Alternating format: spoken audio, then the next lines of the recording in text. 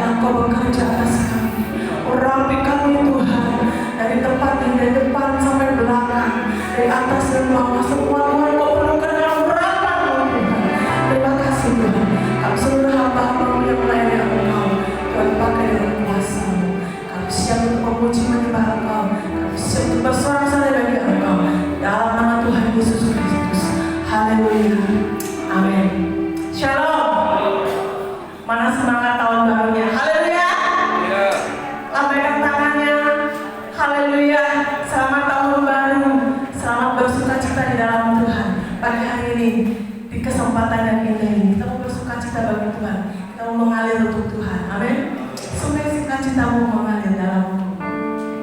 Haleluya. Mau bersatu.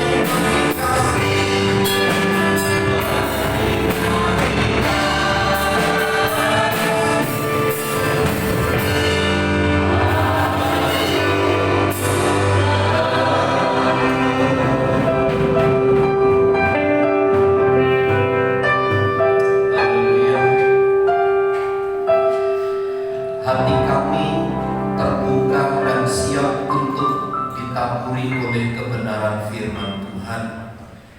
Karenanya kami membutuhkan Engkau, kami perlu hikmat dan pengurapan Allah, sehingga setiap firman Tuhan yang disampaikan kepada kami membawa kami semakin bertumbuh di dalam Tuhan. Urapilah kami dan berkatilah waktu ini Bapa. Ini adalah kesempatan bagi Engkau untuk melaksanakan rencana-Mu bagi setiap kami. Dan setiap firman Tuhan yang disampaikan tidak akan pernah kembali dengan percuma, namun Engkau akan melaksanakan karya dan rencana-Mu, sehingga kami menjadi umat yang dewasa di dalam Tuhan. Pakailah hamba-Mu yang penuh dengan keterbatasan dan kekurangan. Engkau yang memakai dengan urapan dan kuasa Allah. Kami siap untuk diberkati oleh firman-Mu. Di dalam dan demi nama Tuhan Yesus kami berdoa. Amin. Silakan duduk Bapak Ibu Saudara sekalian. Salam.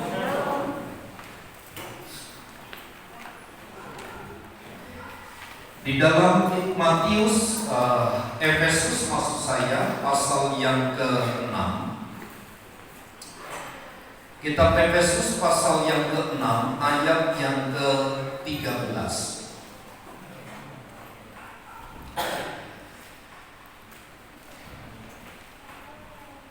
Efesus pasal yang ke-6 ayat yang ke-13.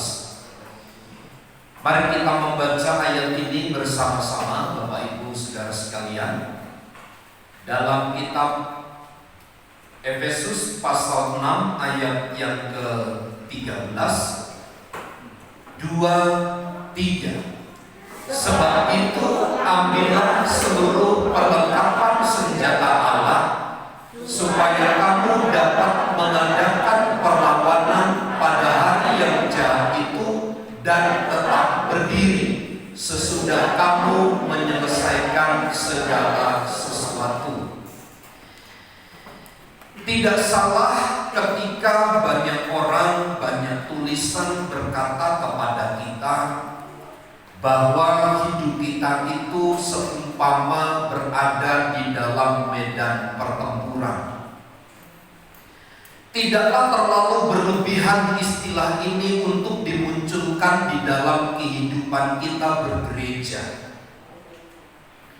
Sebab bagaimanapun berdasarkan pernyataan Paulus kepada jemaat di Efesus ini, mengapa kita harus mempergunakan perlengkapan senjata Allah? Karena memang setiap hari diperhadapkan kepada kita pertentangan, perlawanan demi perlawanan. Jadi iblis begitu giat, begitu gencar dia menawarkan banyak hal kepada kita agar kita menjauh dari Tuhan dan mengikuti kehendaknya. Tentu salah satu alasan yang krusial yang disampaikan oleh Paulus kepada jemaat di Efesus adalah agar mereka jemaat Allah itu berpegang teguh, berdiri teguh, agar mereka bisa melawan segala tipu daya iblis itu. Penguasa-penguasa di udara, penghulu-penghulu jahat yang menguasai dunia ini. Jangan pernah kita berkata bahwa sekalipun kita anak Tuhan yang diberikan kekuatan dan kuasa, kita akan terluput secara otomatis dari gangguan si jahat. Malah saya katakan tidak demikian. Justru karena kita anak-anak Tuhan inilah, maka iblis akan bekerja dengan penuh kekuatannya untuk menarik kita kembali ke dalam genggaman tangannya. Karena bagi Paulus ini adalah merupakan nasihat yang cukup signifikan dan harus dikenakan kepada umat-umatnya. Nah, Bapak Ibu Saudara, di dalam menghadapi hari-hari ini, kita kita baru hari yang kedua di bulan Januari di tahun 2022. Mungkin kita sudah mengalami situasi yang sulit. Mungkin sudah mulai ada tanda-tanda, gejala-gejala yang akan muncul sebagai bentuk perjuangan yang harus kita lakukan di dalam hidup kita ini. Namun demikian, berdasarkan nasihat Paulus ini, kenakanlah seluruh perlengkapan senjata Allah. Ambillah seluruh perlengkapan senjata Allah itu. Nah, saya ingin coba menyampaikan kepada kita, mengapa kita harus mempergunakan senjata Allah ini. Karena seperti hari Sabtu yang lalu saya katakan begini, musuh kita itu adalah musuh yang tidak terlihat. Musuh yang menguasai akal dan pikiran kita, di mana dia bekerja dengan kekuatan penuh, sehingga ada banyak orang mulai stres, mulai terganggu kejiwaannya. Nah, inilah saat-saat di mana pentingnya bagi kita sebagai gereja Tuhan mengambil perlengkapan senjata Allah itu. Karena tidak ada senjata yang lebih ampuh, lebih mematikan ketimbang senjata dari Allah ini. Dan musuh kita tidak akan pernah kita kalahkan tanpa mempergunakan selengkap senjata Allah ini. Karenanya ketika Paulus berkata kepada jemaat di Efesus berdasarkan ayat yang ke-13 itu, maka semua orang yang percaya kita harus mengadakan perlawanan kepada iblis itu. Nah, di dalam ayat 13 bagian pertama, sebab itu ambillah seluruh perlengkapan senjata Allah supaya kamu dapat mengadakan perlawanan. Kita akan dapat melawan musuh kita kalau kita mempergunakan selengkap senjata Allah itu. Dalam peristiwa kitab Kisah Para Rasul tentang ketujuh anak Skewa,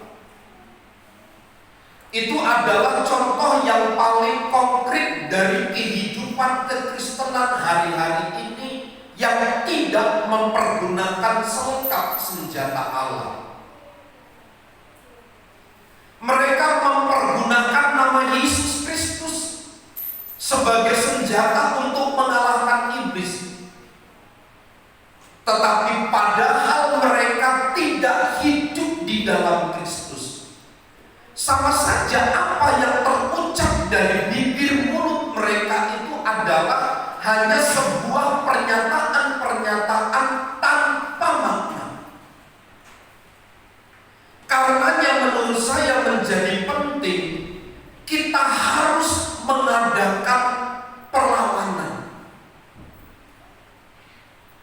Menurut catatan ayat 13 ini, peperangan rohani itu, perlawanan itu terjadi sebelum dan sesudah kita percaya kepada Kristus. Sebelum kita percaya kepada Kristus, kita pun harus berjuang sedemikian rupa. Tapi pada waktu kita percaya kepada Kristus, sesudah percaya kepada Kristus, pun kita harus mengadakan perlawanan kepada iblis yang disebut sebagai musuh kita itu.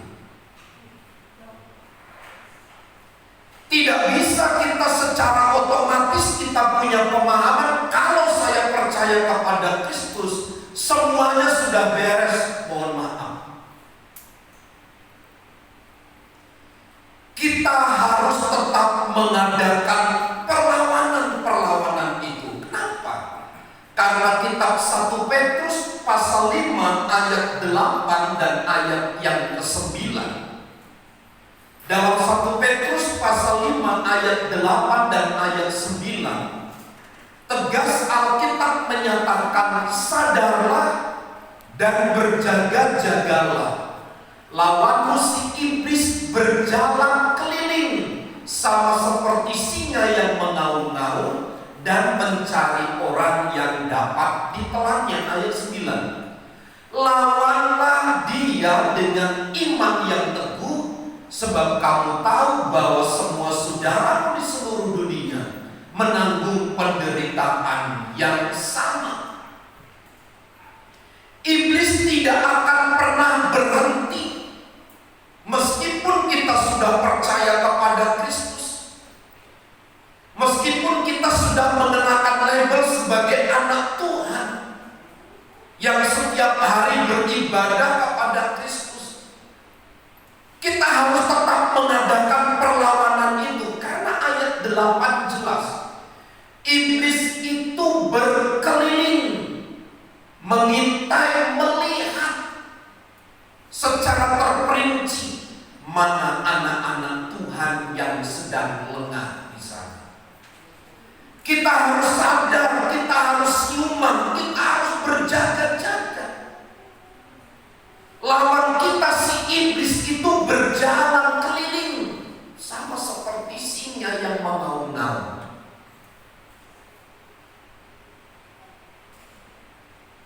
Dalam peristiwa Getsemani, di dalam Injil Matius pasal 26 ayat 40 dan ayat 41,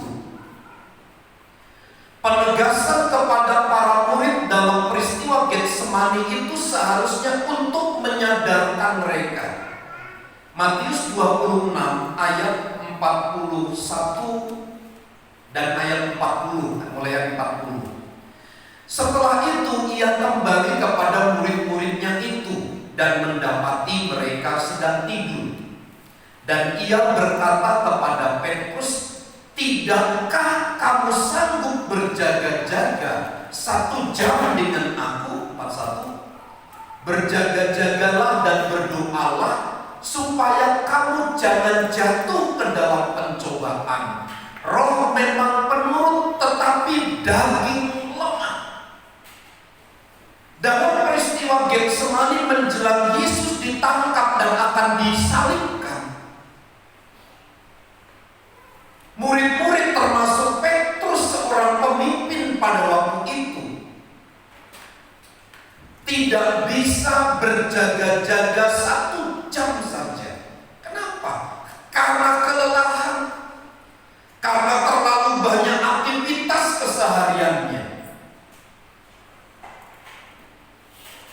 Tuhan Yesus berkata, berjaga-jagalah, kamu harus mengadakan perlawanan gitu.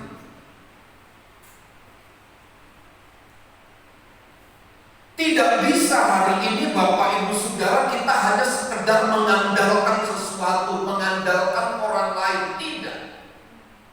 Karena iblis si jahat itu terus akan menawarkan banyak hal kepada kita supaya kita menjadi pengikutnya. Maka dalam hal ini kita harus berjuang melawan dengan sekuat tenaga kita, agar supaya kita dapat mengadakan perlawanan. Kata Alkitab Efesus 6 ayat 13, hendaklah memakai perlengkapan senjata Allah. Sebab hari-hari yang kita lalui adalah identik dengan pencobaan, identik dengan musuh yang selalu menebarkan duri yang tajam di depan kita, yang menebarkan ranjau di hadapan kita. Kalau kita tidak waspada, kalau kita tidak mengadakan perlawanan, maka mudah saja kita dilibas olehnya. Mudah saja kita akan terhanyut menjadi pengikut daripada si jahat itu. Nah, sebagai gereja Tuhan, kokohnya kita tergantung pada di sini, mengadakan perlawanan. Saya percaya begini Bapak Ibu Saudara, kita sudah tahu bisa membedakan mana yang benar dan tidak. Tetapi secara tidak otomatis kalau kita tahu yang benar, maka otomatis kita tinggal dalam kebenaran. Tidak.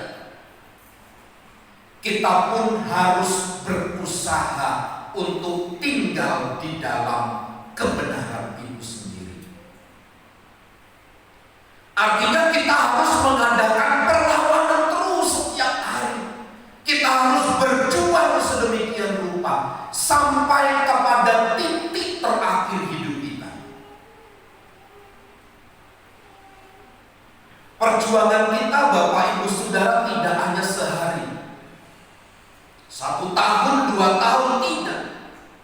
Tetapi selama kita hidup di dalam dunia ini, kita harus memiliki komitmen mengadakan perlawanan kepada musuh-musuh yang tidak kelihatan di hadapan kita. Dan iblis itu begitu gencar menyerang kita sedemikian rupa. Mungkin iblis tidak datang dalam bentuk yang menakutkan, seperti tergambar dalam film-film kartun, dalam film-film animasi. Iblis itu mukanya jelek, kemudian ada tanduk warna merah, kepalanya merah, dan seterusnya. Mungkin bagi para pria, iblis itu muncul sebagai seorang wanita yang cantik jelita. Mungkin bagi seorang wanita, iblis itu bisa muncul sebagai pria yang ganteng gitu, yang punya karisma, perkataannya menyejukkan dan seterusnya. Sebab cara kerja iblis itu adalah nyata, kelihatan, masuk di akal kita, sesuai dengan kenyataan, sesuai dengan apa yang kita pahami, sesuai apa yang kita pelajari. Tetapi itu adalah jerat yang dipasang iblis kepada kita, agar kita mengikuti kehendaknya. Nasihat Paulus adalah kita harus mengadakan perlawanan, kita harus melawan sedemikian rupa. Lalu yang kedua, di dalam ayat 13 bagian 2 itu,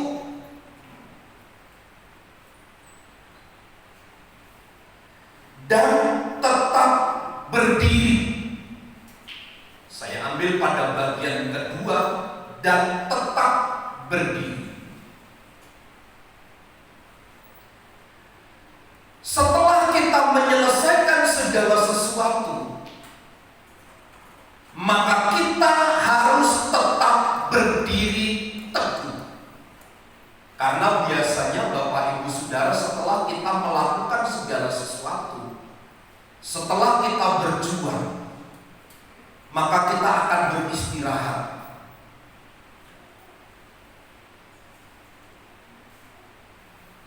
Setelah kita bekerja sepanjang hari, kita pulang sampai rumah, melakukan aktivitas ini dan itu, kemudian kita beristirahat. Tetapi di dalam konsep peperangan rohani itu tidak diperkenankan. Setelah kita menyelesaikan segala sesuatu, kita harus tetap berdiri teguh.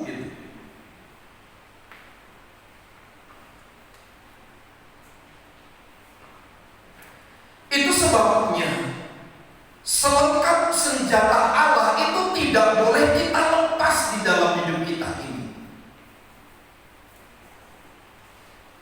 Ada istilah seringkali seorang pengkhotbah bilang begini, kalau di gereja kita mengenakan pakaian-pakaian kudus, seperti malaikat Tuhan kita ada di dalam gereja. Bahasa salamnya pun manis, rasanya menenteramkan, menyejukkan. Salam.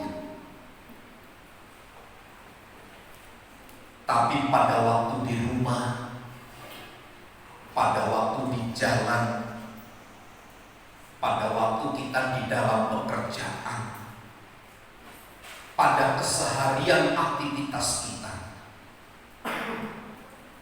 kita bisa berubah. Di depan ini banyak bunglon, Bapak Ibu Saudara. Anak-anak sering menangkapnya. Bunglon itu tergantung tempat warna dia tinggal. Kalau dia di daun warna coklat, dia akan berubah jadi coklat. Di daun berwarna hijau, dia berubah jadi hijau.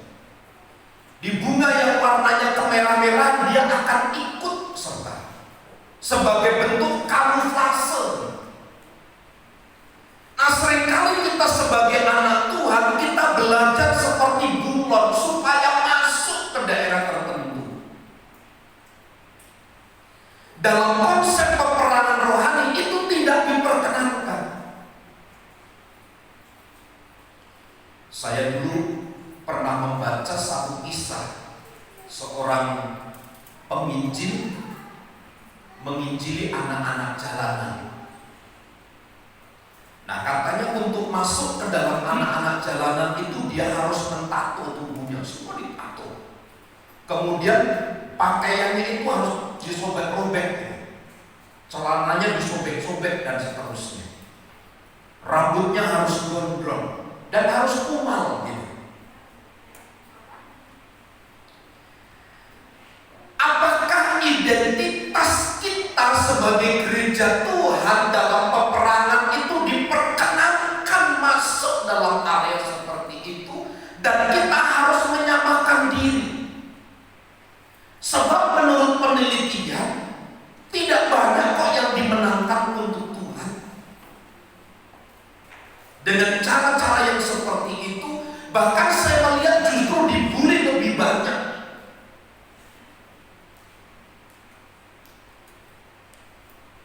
Kita tidak bisa memutihkan orang dengan kita cara warna yang lain, tidak bisa. Mengubah warna hitam tidak bisa memakai warna hitam. Mengubah warna hitam harus pakai warna yang lain. Berharap yang hitam itu bisa berubah warnanya. Sekali lagi kita harus tetap berdiri teguh, Bapak Ibu Saudara, setelah kita melakukan segala sesuatu. Sebab ingat peristiwa Getsemani, mereka beristirahat tertidur karena kelelahannya, karena mengantuknya yang sangat berat, sehingga tidak siap membuka mata berjaga-jaga 1 jam lamanya, kata Alkitab. Kenapa? Karena mereka telah berjuang, lelah, dan mengizinkan tubuhnya selengkap senjata itu ditanggalkan atas dunia. Kita tidak bisa satu saat meletakkan jabatan kita. Tidak. Karena itu sesungguhnya adalah melekat di dalam diri kita. Satu kali seorang anak Tuhan di dalam perkumpulan komunitas yang besar yang jumlahnya banyak, dan di situ ada berbagai macam kepercayaan, tetapi ada satu kepercayaan yang melebihi dari komunitas itu. Di situ saya dipanggil oleh jemaat ini, Pak Pendeta silakan duduk di depan. Lalu orang menengok ke saya semua gitu. Wah, dia pendeta kok di tengah-tengah begini kan? Tadinya sempat saya berpikir, kalau di komunitas begini jangan dipanggil saya pendeta, panggil aja nama Pak Sam gitu. Tapi rupanya setelah saya kaji mantap juga pernyataan kata itu, sehingga orang dapat mengenal gitu. Maksud saya adalah kita tidak bisa meletakkan jabatan kita sebagai anak Tuhan Tuhan untuk sesuatu penyelesaian masalah, agar masalah itu dapat terselesaikan dengan baik. Tidak bisa. Sekali lagi, warna hitam itu harus diubah dengan warna yang lain, harusnya berubah. Yang tahu konsep atau percampuran ilmu percatan, warna hitam itu akan berubah kalau dicampur pakai warna apa sih? Saya lupa. Pak Guntur pakai warna apa, Pak? Kalau warna hitam bisa nanti berubah jadi warna lain, itu harus pakai warna apa? Warna yang berbeda. Tapi di dalam ilmu kimia saya pernah pelajari gitu. Campur warna ini dan warna ini nanti tidak akan berubah gitu. Tapi kalau dicampur warna yang sama, dia akan justru pekat gitu. Pelajaran penting sebenarnya dari hidup kekristenan kita. Setelah Anda saya berjuang mendapatkan kemenangan banyak hal, kita tidak boleh beristirahat, tapi kita harus tetap berdiri teguh. Harus tetap berdiri teguh. Nah, yang terakhir yang saya sampaikan di dalam ayat 10, akhirnya hendaklah kamu kuat di dalam Tuhan, di dalam kekuatan kuasa-Nya. Yang ketiga, saya katakan begini, dalam peperangan rohani kita tidak boleh lengah. Di dalam perlengkapan senjata Allah yang tertulis di dalam ayat 14 dan seterusnya itu, berikat pinggangkan kebenaran, ikat pinggang kebenaran, berbaju sirahkan keadilan di depan, kaki berkasutkan kerelaan untuk memberitakan Injil damai sejahtera, dalam segala keadaan pergunakanlah perisai iman dan seterusnya. Ayat 17, terimalah ketopong keselamatan, pedang roh dan firman Allah. Ada satu literatur yang menyatakan bagian belakang punggung ini tidak ada perlengkapan senjata untuk menutupi. Saya membaca literatur itu, oh betul juga.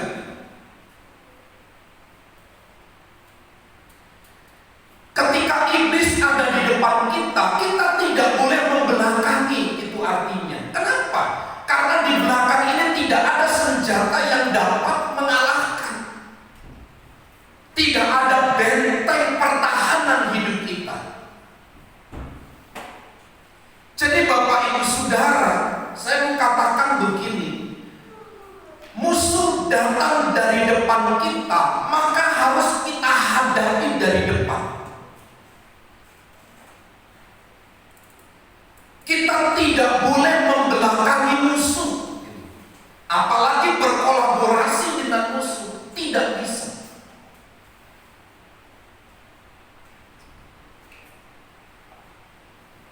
Jangan lengah. Itu sebabnya ayat 10, hendaklah kamu kuat.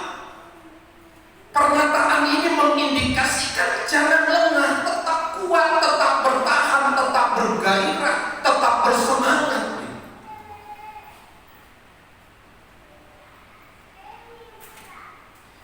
Karenanya Bapak Ibu Saudara, di dalam menghadapi tahun baru ini akan terlalu banyak kompetitor di sekitar kita. Mungkin kompetitor kita lebih dari kita, dari segala pembiayaan, pendanaan, dari segala kepintaran, kedudukan. Dia punya banyak relasi. Tapi saya ingin katakan, kekalahan kita bukan tergantung dari apa yang saya sebutkan satu-satu tadi. Gunakan perlengkapan senjata Allah dan jangan lengah. Gunakan semua kesempatan untuk tetap berdiri teguh dan adakanlah perlawanan terhadap musuh itu. Kita punya baju sirah, penutup dada ini kita punya, penutup kaki, kaos kaki punya, ketopong untuk muka punya, kita punya pedang dan seterusnya. tetapi pada bagian punggung kita tidak punya tameng, tidak punya senjata.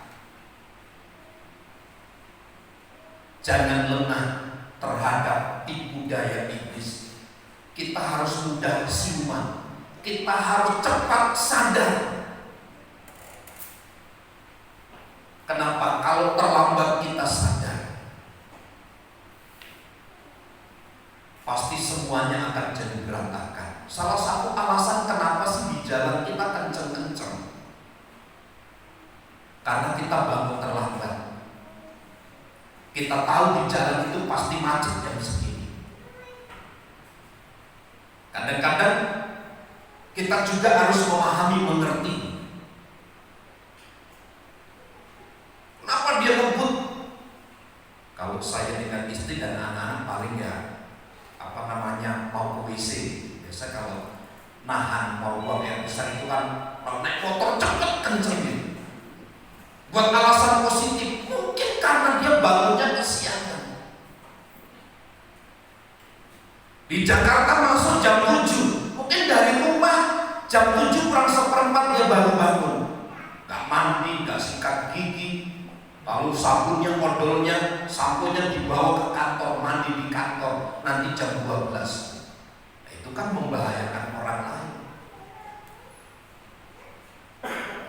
Maksud saya kita jangan lengah gitu. Sebab meskipun kita punya perlengkapan senjata Allah, masih ada titik-titik kelemahan kita. Karenanya jangan pernah membelah kami musuh kita. Jangan pernah berkolaborasi dengan musuh, karena itu ciri kelemahan kita. Maka kita harus menghadapi musuh itu dari depan. Lawan. Karena semua selengkap senjata Allah itu ada di depan kita. Dari kaki sampai kepala semua pertahanan ada. Pedang roh ada untuk melawan. Jangan sedikit lengah. Karena kita lengah, Dia akan menyelesaikan hidup kita. Kunci keberhasilan kita di tahun 2022 berdasarkan Efesus pasal 6 ayat 13 ini, kita harus tetap mengadakan perlawanan. Setelah kita menyelesaikan segala sesuatu, kita harus masih tetap berdiri. Dan yang terakhir, jangan lengah. Betul selengkap senjata Allah ada pada depan, tapi pada punggung kita tidak ada. Karenanya mari bersama kita waspada hari-hari ini, cepat sadar, berjaga-jaga, bersiuman. Karena apa? Musuh kita seperti singa, keliling mengaum-ngaum mencari orang yang lemah yang bisa ditelannya untuk menjadi pengikutnya.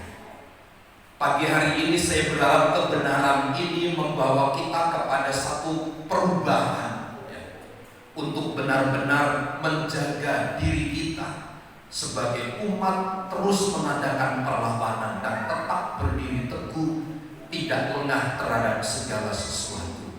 Tuhan Yesus memberkati kita sekalian. Mari kita berdoa. Kami bersyukur untuk prinsip nilai kebenaran firman Allah di dalam kami menyongsong dan mengawali tahun yang baru ini bersama dengan Tuhan. Paulus menyampaikan kepada jemaat Efesus dan terutama kepada kami yang hidup hari ini, kami mau mempergunakan senjata Allah itu, dan kami akan mengadakan perlawanan-perlawanan. Karena musuh kami yang tidak kelihatan terus menyebarkan panah api si jahat kepada kami. Dan kami akan tetap berdiri teguh di dalam Engkau. Kami tidak lengah terhadap apa yang ditawarkan kepada kami. Buat kami bersuka cita menjalani hari-hari kami, meskipun ada banyak hal yang harus kami alami. Sekali lagi bersama dengan Tuhan, kami akan melakukan perkara-perkara yang besar. Kami minta hikmat, kekuatan, kuasa Allah dinyatakan terus atas hidup kami, sehingga kami menjadi umat-umat pemenang yang terus dewasa dari hari ke hari untuk melihat kemuliaan Allah dinyatakan bagi kami. Diberkatilah seluruh kami yang mendengar firman-Mu, menyimpan dan melakukan di dalam kehidupan kami sehari-hari. Di dalam nama Tuhan Yesus kami berdoa. Amin.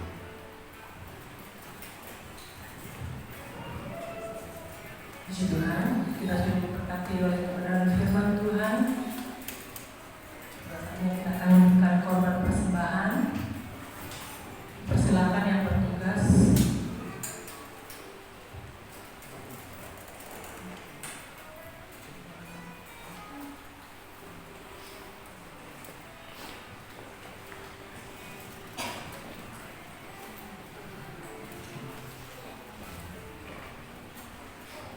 Kita akan tundukkan kepala dan berdoa.